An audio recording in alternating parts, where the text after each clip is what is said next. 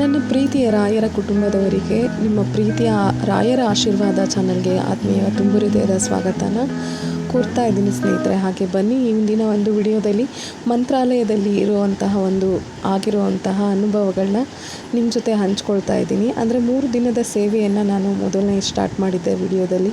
ನೀವು ಹಳೆಯ ವಿಡಿಯೋನ ನೀವು ಹೋಗಿ ನೋಡ್ಬೋದು. ಅದರಲ್ಲಿ ಮಂತ್ರಾಲಯಕ್ಕೆ ಹೋಗೋದಕ್ಕೆ ಏನೆಲ್ಲ ನನಗೆ ಪ್ರೇರೇಪಣೆ ಆಯಿತು, ಹಾಗೆ ಅಲ್ಲಿ ನನಗೆ ಆಗಿರುವಂತಹ ಅನುಭವಗಳನ್ನ, ಸೇವಾ ವಿವರಗಳನ್ನ ನಿಮ್ಮೊಂದಿಗೆ ಒಂದಷ್ಟು ವಿಚಾರಗಳನ್ನ ನಾನು ತಿಳಿಸೋದಕ್ಕೆ ಇಷ್ಟಪಡ್ತೀನಿ ಸ್ನೇಹಿತರೆ. ಹಾಗಿದ್ರೆ ಬನ್ನಿ ವಿಡಿಯೋನ ಶುರು ಮಾಡೋಣ, ತಡ ಮಾಡೋದು ಬೇಡ. ಇನ್ನೂ ಯಾರೆಲ್ಲ ನಮ್ಮ ಚಾನಲ್ಗೆ ಸಬ್ಸ್ಕ್ರೈಬ್ ಆಗದೆ ನೋಡ್ತಾ ಇದ್ದೀರಾ, ದಯವಿಟ್ಟು ರಾಯರ ಆಶೀರ್ವಾದ ಅಂತಲೇ ನೇಮ್ ಕೊಟ್ಟಿರೋದು ಏನಕ್ಕೆ ಅಂದರೆ ಖಂಡಿತವಾಗ್ಲೂ ಇದು ರಾಯರ ಆಶೀರ್ವಾದದಿಂದ ಇರುವಂತಹ ಒಂದು ಚಾನಲ್ ಆಗಿರೋದಕ್ಕೆ ನಿಮಗೆ ರಾಯರ ಆಶೀರ್ವಾದ ಅನ್ನೋ ಒಂದು ಹೊಸ ಟೈಟಲೊಂದಿಗೆ ನಾನು ಈ ವಿಡಿಯೋಸ್ನ ತೊಗೊಬರ್ತಾಯಿದ್ದೀನಿ ಸ್ನೇಹಿತರೆ. ಹಾಗಿದ್ರೆ ಬನ್ನಿ ತಡ ಮಾಡೋದು ಬೇಡ, ವಿಡಿಯೋನ ಶುರು ಮಾಡೋಣ. ಮಂತ್ರಾಲಯಕ್ಕೆ ಹೋದಂಥ ಸಂದರ್ಭದಲ್ಲಿ ಮಂತ್ರಾಲಯದ ಮಠದ ರೂಮ್ ಸಿಗಲಿಕ್ಕೆ ಏನೆಲ್ಲ ಯಾವುದೆಲ್ಲ ಪರಿಸ್ಥಿತಿಗಳು ಬಂದವು, ಹಾಗೆ ಮಂತ್ರಾಲಯದ ಮಠದ ರೂಮ್ ಸಿಕ್ಕಿದಾಗ ನನಗೆ 1 ದಿನದ ಗಡುವಿನಲ್ಲಿ, ಅಂದರೆ 1 ದಿನಕ್ಕೆ ಮಾತ್ರ ಅಂತ ಕೊಟ್ಟರು. 3 ದಿನಕ್ಕೆ ಅಂತ ಸೇವೆಗೆ ಅಂತ ಅಲ್ಲಿ ಕೊಡಲಿಲ್ಲ. ಯಾಕಂದರೆ ಆ ಥರ ರೂಲ್ಸ್ ಇಲ್ಲ ಅಂತ ಹೇಳಿಬಿಟ್ರು. ನೇರ ಮುಂಚೆ ಇತ್ತು, ಈಗ ಇಲ್ಲ, ಈಗ 1 ದಿನಕ್ಕಷ್ಟೇ ನಾವು ರೂಮ್ ಕೊಡೋದು ಅಂತ ಹೇಳಿದ್ರು. ಅದು ಸಹ ನಾವು ಏಕಾದಶಿ ಅಂದರೆ ಸೋಮವಾರ ಸಂಜೆ ಹೊರಟ್ವಿ. ಬೆಳಗ್ಗೆ ಮಂಗಳವಾರ ಆಗಿರೋದ್ರಿಂದ ಮಂಗಳವಾರ ಹೋಗಿ ಅಷ್ಟು ಕ್ರೌಡ್ ಇರಲಿಲ್ಲ ಅಂದ್ಕೊತೀನಿ 6 ಗಂಟೆಗೆ. ಹಾಗಾಗಿ ನಮಗೂ ಆ ದಿನದಲ್ಲಿ ರೂಮ್ ಸಿಕ್ಕಿದೆ ಅಂತ ಹೇಳಲಿಕ್ಕೆ ಇಷ್ಟಪಡ್ತೀನಿ. ಬಾಕಿ ದಿನದಲ್ಲಿ ವೀಕೆಂಡ್ಸಲ್ಲಿ ಹೋದಾಗ ಖಂಡಿತವಾಗ್ಲೂ ಆನ್ಲೈನ್ ಬುಕ್ಕಿಂಗ್ ಆಗಿರುತ್ತೆ, ಆಗ ಸ್ವಲ್ಪ ನೀವು ನೋಡಿಕೊಂಡು ಹೋಗಬೇಕಾಗತ್ತೆ. ಹಾಗೆ ನಾನು 1 ದಿನಕ್ಕೆ ಅಂದ್ಬಿಟ್ಟು 800 ರೂಪಾಯಲ್ಲಿ ಕಟ್ಟಿದೆ. ಯಾಕಂದರೆ 400 ರೂಮ್ ರೆಂಟು ಮತ್ತು 400 ಡೆಪಾಸಿಷನ್ ಅಂತ ಕಟ್ಟಿಸ್ಕೊಂಡ್ರು. ಅದಾದಮೇಲೆ ನಾನು ಸೇವೆ ಮಾಡಲಿಕ್ಕೆ ಅಂತ ಹೋದೆ. 1 ದಿನದ ಸೇವೆ ಪೂರ್ತಿ ವಿವರನ ನಿಮ್ಮ ಜೊತೆ ಹಂಚ್ಕೊಂಡಿದ್ದೀನಿ ಹಳೆ ವಿಡಿಯೋದಲ್ಲಿ. ಅಂದರೆ ಬೆಳಗ್ಗೆ ಮತ್ತು ಬಗ್ಗಿ ನಮಸ್ಕಾರ ಮಾಡಿದೆ. ಬೆಳಗ್ಗೆ ಮತ್ತು ಸಂಜೆ 2 ಟೈಮ್ ಮಾಡಿದಾಗ ಆವತ್ತಿನ ದಿನ ನನಗೆ ಏನೂ ಅದರದ್ದು ಒಂದು ಸೇವೆ ಮಾಡಿದಾಗ ಏನೂ ಅಷ್ಟು ಫೀಲಿಂಗ್ ಗೊತ್ತಾಗಲಿಲ್ಲ ಸ್ನೇಹಿತರೆ. ತುಂಬ ಸ್ಟ್ರೆಸ್ ಅಂತೂ ಆಗಿತ್ತು, ತುಂಬ ಕಷ್ಟ ಆಯಿತು, ನಿಜ ಹೇಳ್ತೀನಿ. ಅಲ್ಲಿ ಹೋಗಿ ನಾವು ಸೇವೆ ಮಾಡ್ತೀವಿ ಅನ್ನೋದು ಅಂದರೆ ಅಷ್ಟು ಸುಲಭ ಅಲ್ಲ. ಅಲ್ಲಿ ನಮ್ಮ ಒಂದು ಸಂಕಲ್ಪ ಕೂಡ ರಾಯರು ಪರೀಕ್ಷೆ ಮಾಡ್ತಾರೆ. ಮನಸ್ಸಿನಲ್ಲಿ ಎಷ್ಟು ರೀತಿಯ ಗಟ್ಟಿತನ ಇದೆ, ಖಂಡಿತವಾಗ್ಲೂ ಇವರು ಸಂಕಲ್ಪ ಮಾಡಲಿಕ್ಕೆ ಅಂತಲೇ ಬಂದಿದ್ದಾರೆ ಅಥವಾ ಬೇರೆ ಯಾವುದಾದ್ರೂ ಉದ್ದೇಶ ಬಂದಿದೆಯಾ ಅನ್ನೋ ನಾವು ಸೇವೆ ಮಾಡೋ ಒಂದು ಹಂತದಲ್ಲೇ ನಮಗೆ ಗೊತ್ತಾಗ್ತಾ ಹೋಗುತ್ತೆ. ಹಾಗೆ ಮಂಗಳವಾರ ಬೆಳಗ್ಗೆ ಎದ್ದೇಳ್ತೀನಿ, ಸ್ನಾನ ಮಾಡ್ಕೋತೀನಿ. ತಲೆಯಲ್ಲಿ ಬುಧವಾರ ಮಂಗಳವಾರ 1 ದಿನಕ್ಕೆ ನನಗೆ ರೂಮ್ ಅಲಾಟ್ ಆಯಿತು, ಮಂತ್ರಾಲಯದ ಮಠದ ರೂಮು. ಹಾಗೆ ಬುಧವಾರ ಸೇವೆಯೂ ಸಹ ಕಂಪ್ಲೀಟ್ ಆಯಿತು. ಬುಧವಾರ ಎದ್ದೇಳೋಕ್ಕೂ ಆಗ್ತಾಯಿಲ್ಲ, ಅಷ್ಟು ಕಾಲು ನೋವು ಸ್ಟಾರ್ಟ್ ಆಗಿ ಹೋಗಿದೆ. ಯಾಕಂದರೆ ನಿಂತ್ಕೊಂಡು ಹೆಜ್ಜೆ ಹಾಕಿ ಬಗ್ಗಿ ನಮಸ್ಕಾರ ಮಾಡೋದು ತುಂಬ ಅಂದರೆ ತುಂಬ ಕಷ್ಟ ಆಯಿತು ಸ್ನೇಹಿತರೆ. ಯಾರಿಗೆ ಏನಾಯಿತು ಗೊತ್ತಿಲ್ಲ, ನನಗಂತೂ ತುಂಬ ಕಷ್ಟ ಆಯಿತು, ಅದನ್ನು ಹೇಳಬಾರ್ದು. ಆಮೇಲೆ ನಾನು ಕೆಲವೊಂದು ಕಟ್ಟುನಿಟ್ಟು ಪಾಡಿಗಳನ್ನ ನಾನು ಅನುಸರಿಸೋಕ್ಕಾಗಲಿಲ್ಲ. ಯಾಕಂದರೆ ತುಂಬ ಸ್ಟ್ರೆಸ್ ಆದರೆ ನೆಲದ ಮೇಲೆ ಮಲ್ಕೋಬೇಕು ಅಂದರು, ಅದು ಕೂಡ ನನ್ನಿಂದ ಮಾಡೋಕ್ಕಾಗಿಲ್ಲ. ಆಮೇಲೆ ಒಪ್ಪತ್ತು ಬಿಡಬೇಕು ಅಂದರು. ಒಪ್ಪತ್ತು ನಾನು ಬಿಟ್ಟಿದ್ದೆ, 2 ಹೊತ್ತು ಊಟ ಮಾಡಿದ್ದೆ.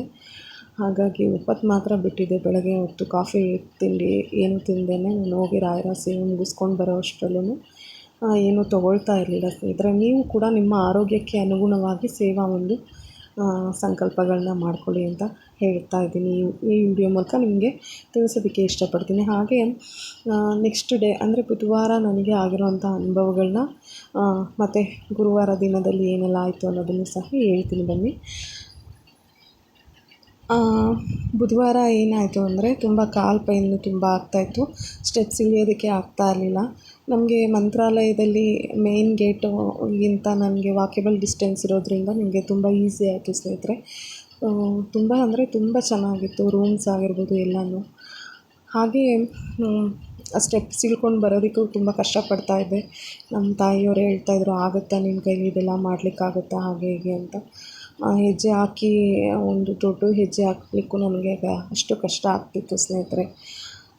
ಅದಾದಮೇಲೆ ನಾನು ರೂಮಿಂದ ಹೊರಗಡೆ ಬಂದು ರಾಯರಿಗೆ, ಅಮ್ಮನಿಗೆ ಮತ್ತು ಮಗಳಿಗೆ ತಿಂಡಿ ತಿನ್ನಿಸಿ ಆಮೇಲೆ ಅವ್ರನ್ನ ಇಬ್ಬರನ್ನ ಕರ್ಕೊಂಡೋಗಿ ನಾವು ಸೇವೆ ಮಾಡೋ ಅಷ್ಟರಲ್ಲಿ ನಾವು ತಡ್ಕೋತೀವಿ, ವಯಸ್ಸಾಗಿರೋರು ಮಕ್ಕಳು ತಡ್ಕೊಳ್ಳಲ್ಲ ಅಂದ್ಬಿಟ್ಟು ಅವ್ರಿಗೆ ತಿಂಡಿ ಮಾಡಿಸಿ ಕಾಫಿ ಎಲ್ಲ ಕೊಡಿಸಿ ಮೊದಲೇ ಕರ್ಕೊಂಡು ಹೋಗ್ತಾಯಿದ್ದೆ. ಯಾಕಂದರೆ 1-2 ಅವರ್ ಆದರೂ ಆಗ್ತಾಯಿತ್ತು ಅಲ್ಲಿ ಸೇವೆ ಮಾಡಲಿಕ್ಕೆ ಹೋದಾಗ. ಅದು ಕ್ರೌಡ್ ಮೇಲೆ ಡಿಪೆಂಡ್ ಆಗಿತ್ತು. ಹಾಗೆ ಬುಧವಾರ ಆಗಿರೋದ್ರಿಂದ ಸ್ವಲ್ಪ ಕ್ರೌಡ್ ಕೂಡ ಕಮ್ಮಿ ಇತ್ತು. ಬೆಳಗ್ಗೆನೇ ಹೋಗಿ ನಾನು ಒಂದು ಟ್ರಿಪ್ಪು ಸೇವ್ ಮಾಡ್ಕೊಂಡು ಬಂದು ಮತ್ತೆ ನಾನು ದರ್ಶನಕ್ಕೆ ಅಂದ್ಬಿಟ್ಟು ನನ್ನ ತಾಯಿ ಮತ್ತು ಮಗಳನ್ನ ಕರ್ಕೊಂಡು ಹೋಗ್ತಾಯಿದ್ದೆ. ಸೇವೆ ಮಾಡಿದಾಗ ಹಿಂದಿನ ದಿನ ನಾನೇನು ಹೆಜ್ಜೆ ನಮಸ್ಕಾರ ಬಗ್ಗೆ ನಮಸ್ಕಾರ ಮಾಡಿದ್ದೀನಿ ಅದನ್ನು ಮತ್ತೆ ನಾನು ಕಂಟಿನ್ಯೂಷನ್ ಮಾಡ್ಕೊಳ್ಳಿಕ್ಕಾಗಿಲ್ಲ. ಯಾಕಂದರೆ ಬರೀ ಹೆಜ್ಜೆ ಮೇಲೆ ಒಂದು ಹೆಜ್ಜೆ ಇಡ್ತಾ ನಮಸ್ಕಾರ ಮಾಡಿದೆ. ಕಾರಣ ಅಂದರೆ ರಾಯರಿಗೂ ಗೊತ್ತಿರುತ್ತೆ ತುಂಬ ಕಷ್ಟ ಆಗುತ್ತೆ. ನಾನು ಟ್ರೈ ಮಾಡಿದೆ ಸ್ನೇಹಿತರೆ, ಆದರೆ ಎತ್ತು ಕಾಲನ್ನ ಒಂದು ಹೆಜ್ಜೆ ಮುಂದಕ್ಕೆ ಇಡೋಕ್ಕೂ ನನ್ನ ಕೈಲಿ ಆಗ್ತಾ ಇರಲಿಲ್ಲ. ತುಂಬ ಕಷ್ಟ ಆಗ್ತಾಯಿತ್ತು. ಸೊ ಹಾಗಾಗಿ ತಂದೆ ನಿಮ್ಮ ಪಾದಕ್ಕೆ ಅರ್ಪಿಸ್ತಾ ಇದ್ದೀನಿ ಅಂದ್ಬಿಟ್ಟು ನನ್ನ ಕಡೆಯಿಂದ ಎಷ್ಟು ಸೇವೆ ಆಗುತ್ತೆ ಅದನ್ನು ನಾನು ಅಲ್ಲಿ ಮಾಡಿ ನೆರವೇರಿಸಿದೆ. ಹಾಗೆ ಒಂದು ರೌಂಡು ಬಂದೆ ಬೆಳಗ್ಗೆ. ಅದಾದಮೇಲೆ ನನಗೆ ಮಂತ್ರಾಲಯ ಅಂದರೆ ನನಗೆ ರಾಯರ ಮಠ ಅಂದಾಗ ನನ್ನ ತವ್ರ ಮನೆ ಏನೋ ಅಂತ ನನಗೆ ಫೀಲ್ ಆಗುತ್ತೆ.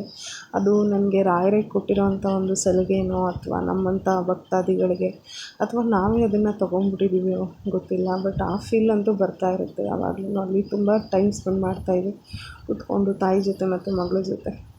ಸೊ ಹಾಗಾಗಿ ಮತ್ತೆ ಮಧ್ಯಾಹ್ನ ಒಂದು ಇದಕ್ಕೆ ಸೇವೆಗೆ ಹೋಗೋಣ ಅಂದ್ಕೊಂಡೆ. ಅಲ್ಲಿ ಪರಿಮಳ ಪ್ರಸಾದ ಪ್ಯಾಕಿಂಗ್ ಕೂಡ ಇರುತ್ತೆ. ನಮಗೆ ಇಚ್ಛಾನುಸಾರವಾಗಿ ಎಷ್ಟಾದರೂ ಅಲ್ಲಿ ನಮ್ಮ ಕೈಯಿಂದ ಸೇವೆ ಕೂಡ ಸಲ್ಲಿಸ್ಬೋದು.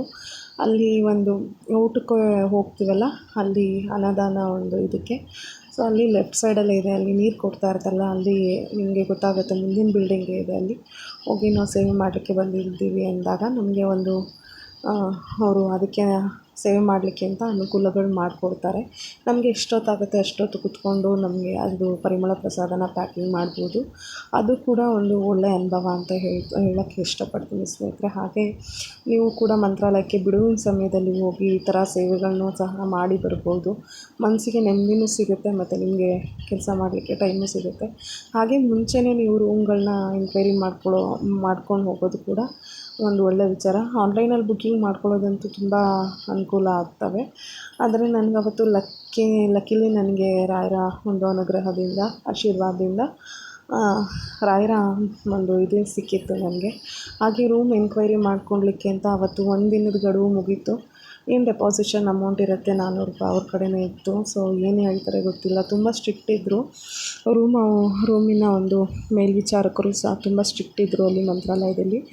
ಅಲ್ಲಿ ಅವ್ರ ಹತ್ರ ಹೋಗಿ ನಾನು ಈ ರೀತಿ ಇದೆ ಸರ್, ನನಗೆ ಮಗು ಮತ್ತು ತಾಯಿ ಜೊತೆ ಬಂದಿದ್ದೀನಿ, ಮಗಳು ಚಿಕ್ಕವಳು, ಸೊ ಬೇರೆ ಕಡೆ ರೂಮ್ ಮಾಡ್ಕೊಳಕ್ಕಾಗಲ್ಲ, ಇವತ್ತೊಂದು ದಿನಕ್ಕೆ ನೀವು ಅವಕಾಶ ಮಾಡಿಕೊಡಿ ಅಂತ ಹೇಳಿದೆ. ತುಂಬ ಅಂದರೆ ತುಂಬ ಬೈದರು. ಹಾಗೆಲ್ಲ ಹೀಗೆಲ್ಲ ನಾಳೆನೂ ಬಂದು ಮತ್ತೆ ಇದನ್ನೇ ಕೇಳ್ತೀರಾ ಹಾಗೆ ಹೀಗೆ ಅಂತ ಅಂದರು. ಗೊತ್ತಿಲ್ಲ, ಅದು ನಮ್ಮ ಸೇಫ್ಟಿ ಕೂಡ ಅವರು ನೋಡ್ತಾರೆ. ಯಾಕಂದರೆ ಎಲ್ಲಿಂದ ಬಂದಿರ್ತಾರೋ ಯಾರೋ ಒಂದು ದಿನದ ಮೇಲೆ ಕೊಡಬಾರ್ದು ಅನ್ನೋ ಕೆಲವೊಂದು ರೂಲ್ಸ್ ರೆಗ್ಯುಲೇಷನ್ಸ್ ಸಹ ಅವರು ಕೂಡ ಫಾಲೋ ಮಾಡ್ತಾಯಿರ್ತಾರೆ ಅಂತ ಅನಿಸುತ್ತೆ.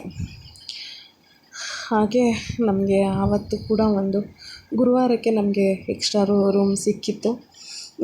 ತುಂಬ ಖುಷಿಯಾಯಿತು. ರಾಯರಿಗೆ ನಮಸ್ಕಾರ ಮಾಡಿಕೊಂಡು ಮನಸಲ್ಲೇ ಬಿಚ್ಚಾಲೆ ಮತ್ತು ಪಂಚಮುಖಿ ಅಲ್ಲಿಗೂ ಎಲ್ಲ ಹೋಗಿ ಬಂದು ಆಟೋ ಇಳಿದು ಅನ್ನದಾನಕ್ಕೆ ಅಂತ ಹೋಗಿ ಅನ್ನದಾನ ಸ್ವೀಕಾರ ಮಾಡಿ ಮತ್ತು ಅಲ್ಲಿ ಪ್ರಸಾದನೂ ರಾಯರ ಮಠದ ಪ್ರಸಾದನ ಸ್ವೀಕಾರ ಮಾಡಿ ಬರಬೇಕಾದ್ರೆ ಒಂದು ಎಕ್ಸ್ಪೀರಿಯೆನ್ಸ್ ಆಯಿತು. ಅಲ್ಲಿ ಮಾವಿನ ಹಣ್ಣು ಗಾಡೀಲಿ ಇಟ್ಕೊಂಡಿದ್ರು. ಊಟ ಮಾಡ್ತಾ ಬರಬೇಕಾದ್ರೆ ನನಗೆ ತಿನ್ನಬೇಕು ಅಂತ ತುಂಬ ಆಸೆ ಆಗೋಯಿತು. ನಾನು ತಿನ್ನಬೇಕಾದ್ರೆ ₹20 ಅಂತ ಹೇಳಿದ್ರು ಒಂದು ಸಣ್ಣದು ಮಾವಿನ ಹಣ್ಣಿಗೆ. ಅದಕ್ಕೆ ನಾನು ಅಲ್ಲೊಬ್ಬರು ಅಜ್ಜ ನಿಂತಿದ್ದರು. ಅವರು ತೆಲುಗಲ್ಲಿ ಮಾತಾಡ್ತಾಯಿದ್ರು.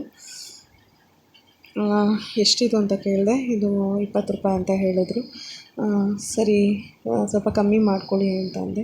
ಇಲ್ಲ ಅಂತ ಅವರೇನು ಹೇಳಿದ್ರು, ಸರಿ ನೀವು ತೊಗೊಳ್ಳಿ ಅಂತ ಅವರು ಅಜ್ಜ ಇದ್ಕೊಂಡು ನೀವು ತೊಗೊಳಮ್ಮ ನಾನು ಹೇಳ್ತೀನಿ, ಅವರೆಷ್ಟು ಪ್ರೀತಿಯಿಂದ ಕೇಳ್ತಾ ಇದ್ದಾರೆ ಅಂತ ಹೇಳಿ ಅವ್ರಿಗೆ ತೆಲುಗಲ್ಲಿ ಹೇಳ್ತಾಯಿದ್ರು, ನೀವು ಕೊಡೋಲ್ಲ ಅಂತೀಯಲ್ಲ ಅಂತ. ಅದಕ್ಕೆ ನೀನು ಕೊಡು ಇಲ್ಲಾಂದರೆ ಸರಿ ಆಯಿತು ತಗೋ ಅಂತ ಹೇಳ್ತಾಯಿದ್ರು. ಅವರಿಬ್ಬರಲ್ಲಿ ಆ ಥರ ಕಾನ್ವರ್ಸೇಷನ್ ನಡೀತು. ಆಮೇಲೆ ನನ್ನ ಹತ್ರ ಚೇಂಜ್ ಇರಲಿಲ್ಲ ಕೊಡಲಿಕ್ಕೆ. ಅವರು ನನಗೆ ₹1 ರಿಟರ್ನ್ ಕೊಡೋದಕ್ಕೆ ಬಂದರು ಅಜ್ಜ. ನೀನು ಯಾಕಮ್ಮ ಭಯ ಪಡ್ಕೋತೀಯ, ರಾಯರು ನಿನಗೆ ಸಾಕಷ್ಟು ಕೊಡ್ತಾರೆ ಹೋಗು, ತಲೆ ಕೆಡಿಸ್ಕೋಬೇಡ ಅಂತ ಹೇಳಿದ್ರು. ನನಗೆ ಅದು ಒಂದು ರಾಯರ ಸೇವೆಯಲ್ಲಿ ಮಧ್ಯದಲ್ಲಿ ಆಗಿರುವಂಥ ಅನುಭವ. ರಾಯರು ಬೇರೆ ಯಾರೋ ಮೂಲಕವಾಗಿ ಈ ರೀತಿ ಹೇಳಿಸಿದ್ದಾರೆ ಅಂತ ಅನ್ನಿಸ್ತು. ಹಾಗೆ ಸಂಜೆ ಹೋಗಿ ಅಲ್ಲಿ ಏನು ಅಲ್ಲಿ ಒಂದು ಮ್ಯೂಸಿಯಂ ಇದೆ, ಅದು ಕೂಡ ತುಂಬ ಚೆನ್ನಾಗಿದೆ. ನಮ್ಮ ಒಂದು ಸಂಸ್ಕೃತಿಯನ್ನು ಮತ್ತು ಹೇಗೆ ಇರಬೇಕು ಅನ್ನೋ ಒಂದು ಸಂಸ್ಕಾರವನ್ನು ಎತ್ತಿ ಹಿಡಿಯುತ್ತೆ. ಅಷ್ಟು ನೀಟಾಗಿ ಒಂದು ಯೋಜನಾಬದ್ಧವಾಗಿ ಮಾಡಿದ್ದಾರೆ ಆ ಮ್ಯೂಸಿಯಮ್ನ. ಮತ್ತು ನಾನು, ನನ್ನ ಮಗಳು, ನಮ್ಮಮ್ಮ ಹೋಗಿ ಅಲ್ಲಿ ಕೂಡ ತುಂಬ ಕಾಲು ನೋವಿತ್ತು, ಸ್ಟೆಪ್ಸ್ ಹತ್ತಕ್ಕಾಗ್ತಾ ಇರಲಿಲ್ಲ. ಮತ್ತೆ ಕೂಡ ಹೋಗಿ ಸೇವೆ ಮಾಡಿ ಹಾಗೆ ರಥೋತ್ಸವ ಆಯಿತು. ನಿಮಗೆ ಸ್ಟಾರ್ಟಿಂಗಲ್ಲಿ ಒಂದು ಕ್ಲಿಪ್ಪಿಂಗ್ ಹಾಕಿದ್ದೆ, ಅದು ರಥೋತ್ಸವದ್ದು.